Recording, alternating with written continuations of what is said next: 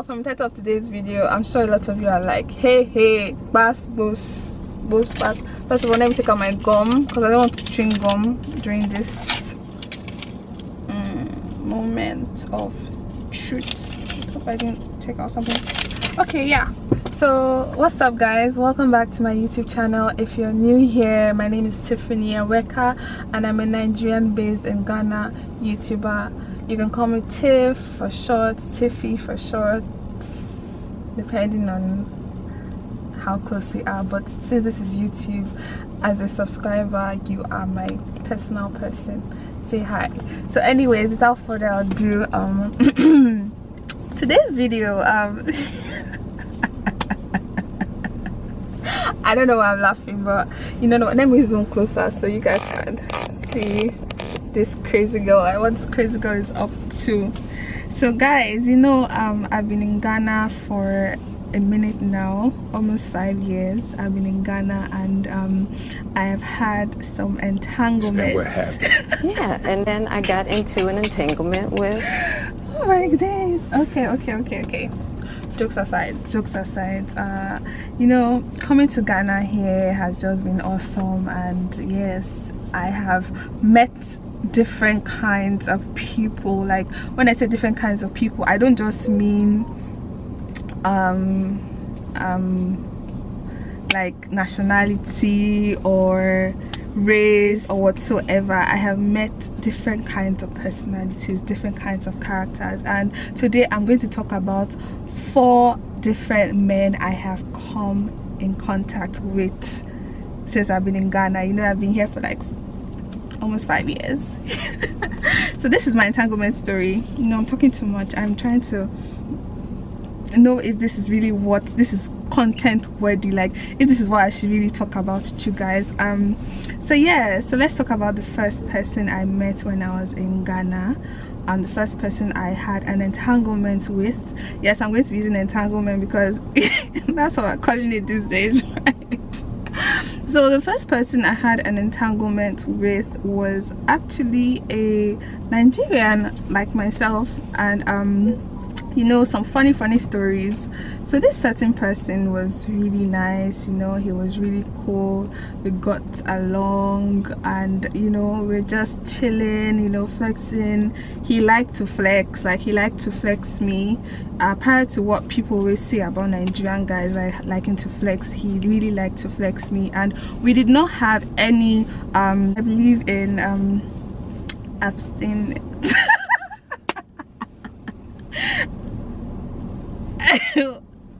I'm going to cut that out.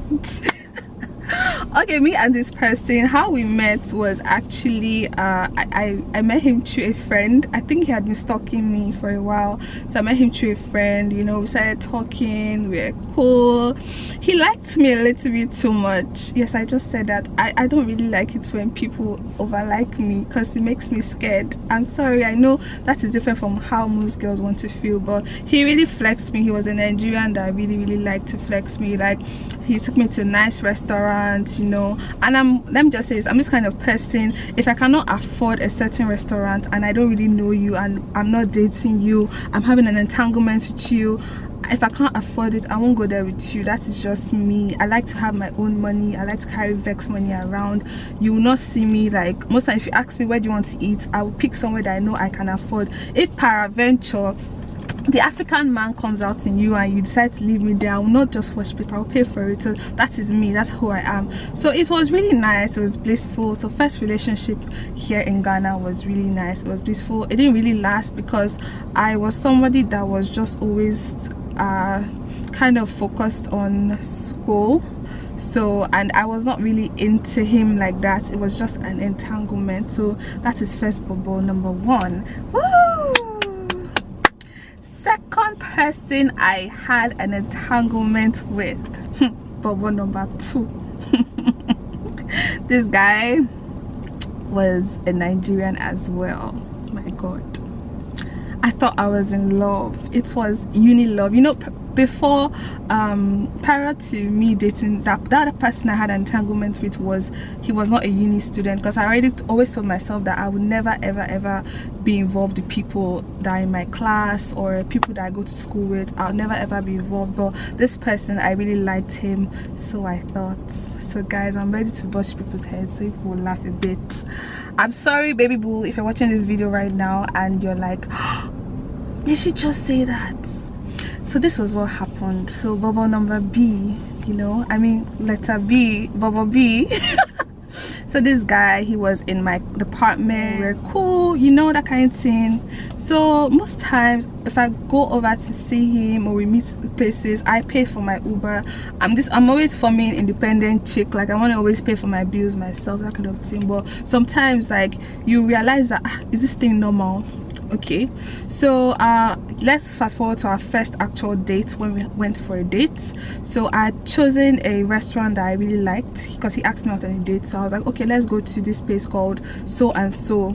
So first of all, first red flag was that he made me come and pick him up from his house, which I decided not to see it as a red flag, because I was like, okay, as a girl, let me just go and pick him. I don't think there's any problem going to pick someone from their house.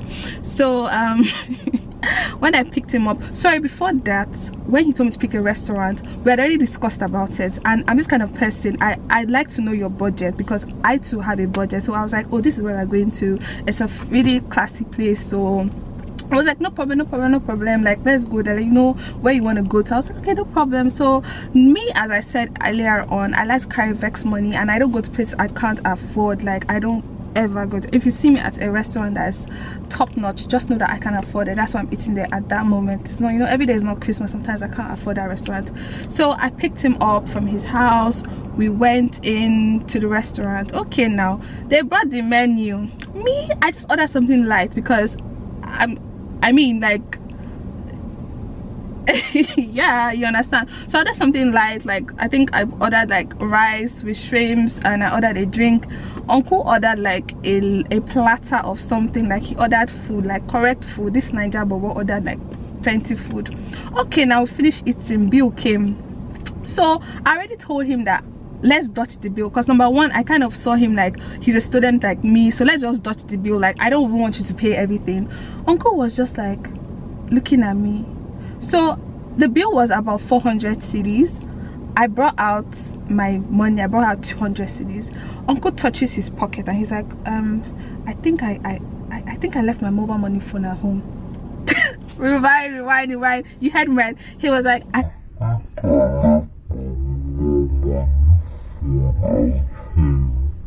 was like, I don't understand. Okay, you don't have cash. He was like, I was just like, hey, where's boss? I was like, you left your phone at home, your mobile money. I said, I don't understand. So you didn't come out with cash? He was like, like he was like, okay, do you know, wait here, let me go and bring the money. I said, no, don't worry, I'll pay for it. Then we now left though. He now told me that okay, that I should take him back home so that he can go and get the mobile money phone to actually pay me money, like give me money, like you understand, like give me back the money I spent.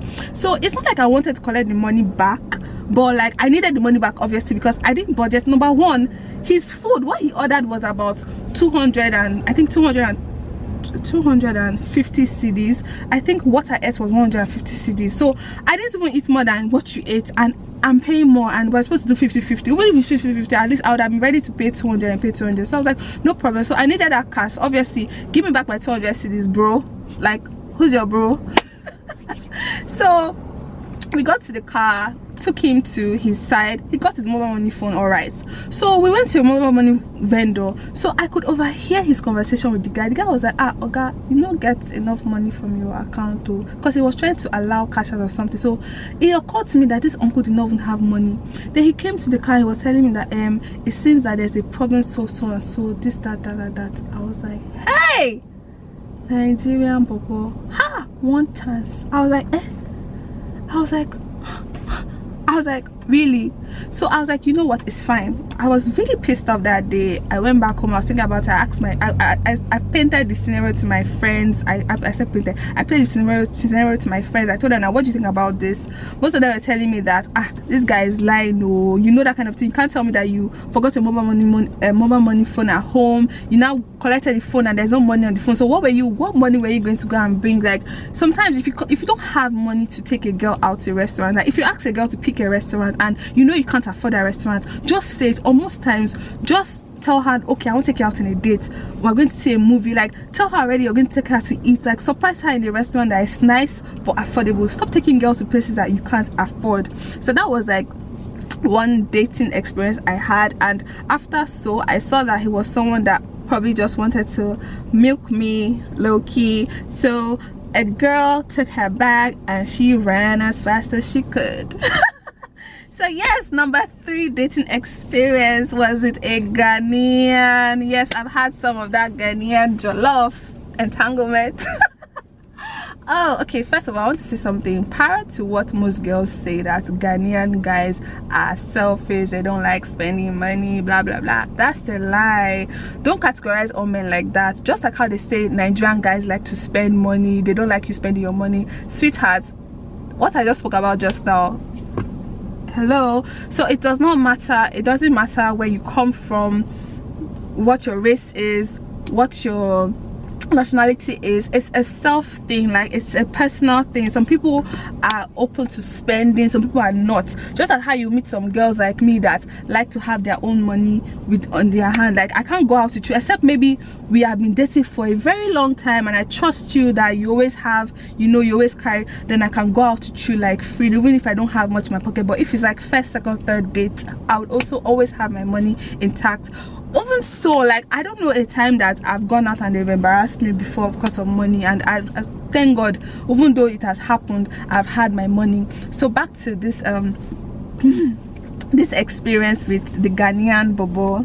So I met this person. It's a funny entanglement story. Yeah, I don't want to talk about it. You know, first of all, I want to say, don't judge a book by its cover, because I met this person like in the market where I went to buy something and he didn't even have a car, nothing with him. Like, he was just like a normal person. I asked for my number and I think that day I was having a bad day, so I just gave him my number, which I hardly do. So I gave him my number. Then he was like, oh, I want to take you out on a date, where do you want to go to? So I was like, okay, anywhere you want to go to. I was like, okay, no problem, I'll surprise you. So he was like, first of all, the first sweet thing he did was that he said he was going to come and pick me up. Most guys in this generation will not come and pick you up. And I mean, people, for what I'd heard about Ghanaian guys, like what people were saying prior to what I've heard, I'm like, oh, he's really sweet. So nigga pulled up at my house and my God, like, when I saw the car, I was like, is this your car? It was a very fine car. So we did go out, and that day I had my own money, and I actually told him like, oh, let's do 50-50. So I think he was kind of impressed by it, kind of, and we did. He was like, oh no, I shouldn't do 50-50. I was like, are you sure? So what I did was what I normally do, like sometimes when I see that nigga is so nice, when we finished eating, I walked out. I told him, I lied I was going to pee. I went to pay. I paid for everything. So when I came back and when the waiter was like, oh, she has sorted it out. So I think it made him, like, you know, it gingered him. I don't know, I think some guys like it when girls just make that move. And from that day, he was really flexing me, like this Ghanaian boo entanglement. He really flexed me, like, oh God, like, it was really nice. Like, he's someone that, like, till today we're still chilled. Nothing like serious happened, but we're still chilled. We still, like, you know, talk. Like, he's someone that is, I'm sure my girlfriends are like, oh, we know this person. Well, you know, it's not about that. You know, it's really nice when a man sees a woman that has and is willing to give. Like, it kind of gingers, just like a woman to, when you see a man that has, is willing to give, it gingers the woman to actually want to do, you understand? So moving on to my last entanglement story, the funniest of them all was with a Ghanaian bobo as well. This one was so funny. So I met this guy at the beach. I met him at the beach. Fine boy. Like, when I say fine, like, this boy was fine, like fine, like Fione, like that's fine. Like he was really fine. Like no, he was fine. He was so fine.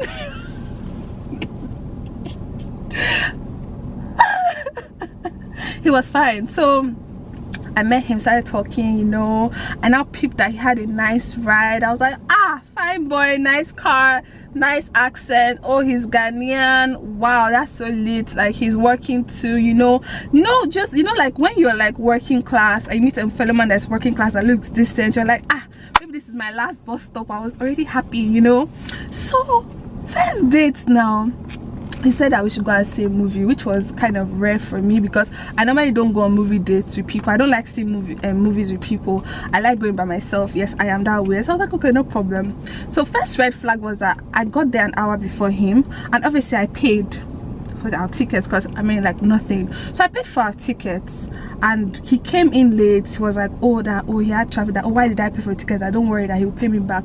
I was like, oh, that's not a problem. So I finished seeing the movie now. When we are done, so as a gentleman that has a car, and then I did not have a car, so I expected that you would probably drop me off or something, you understand, that kind of thing. Please, all of you that are coming to say, oh, why are you entitled? I'm not entitled. It's just the proper thing to do. At least offer to drop me off or something. So I got into the car with him. He now asks me, how much is your Uber to go home? So first of all, I was already like, okay, maybe he wants to pay for my Uber or something. I'd rather have him even drop me, not even put me in an Uber, because I can pay for an Uber bill. Nigga was like, am I supposed to be saying nigga? I think I called that.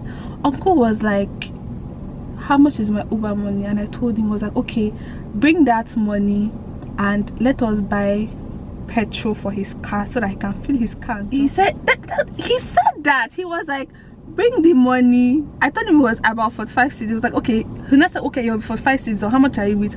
I was like, I don't understand why you're asking me how much am I with. He was like, okay, bring that Uber money, let him gas his car and go and fill his gas and drop me. I was like, eh? I said, eh? I was like, so I didn't do this, so but I was like, okay, no problem, I'll buy you gas. My mind, I was wondering, is this the same person that asked to take me out a movie date that I still paid for? Is this the same person that, like, so I let it pass. I only let it pass because honey was a cutie, like he was fine. So see, a fine man can twist your head if you're not clear. So I allowed it pass. Like I was like, okay, no wahala, no problem, no clams, you know, I'm gonna let it slide. Maybe it's nothing. So after that now, so our next date, we hung out at a park like this. After we were done hanging out, he pulled that same stunt again. I was like, he was like, oh, that if he drops me home now, that his fuel money will not be much, so I might have to give him something. So me, Mumu, now I gave him money again. It was happening like that. We'll go out, I'll pay. We'll eat, I'll pay. Everything I was paying. Like this nigga was milking your girl, like.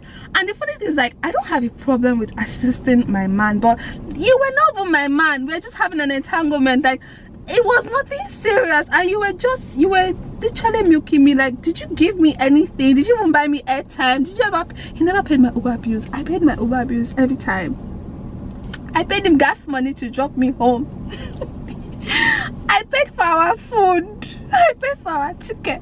I am not complaining about. I can actually reason with most guys these days. You know how guys say girls just come to chop their money and go. Like I really felt how most men feel, like you were the one doing things. And honestly guys, wow, I can't really complain, because at the end of the day, these 4 guys had amazing personalities. Like, they were great people.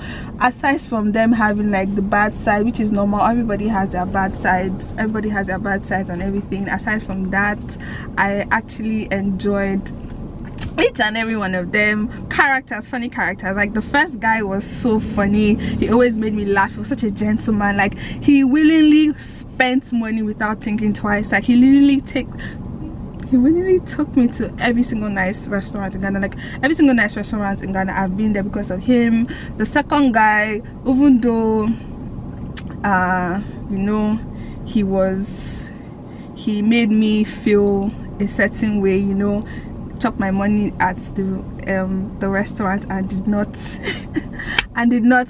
pay you know, he was still a great guy. He was intelligent. He helped me with my schoolwork.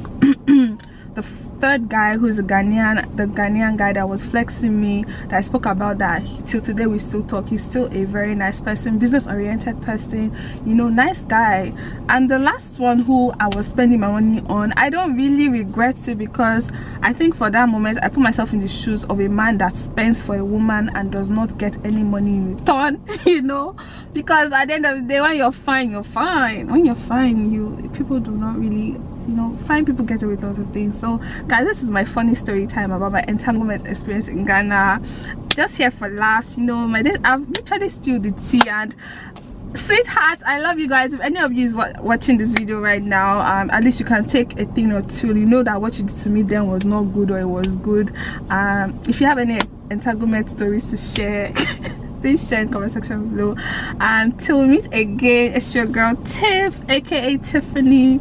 No, it's supposed to be Tiffany, okay, Tiff. Anyways, you know how thing goes. Please do not forget to like, share, and subscribe. And tell me if you enjoyed this story time, because I have a lot more in store for you guys. Bye.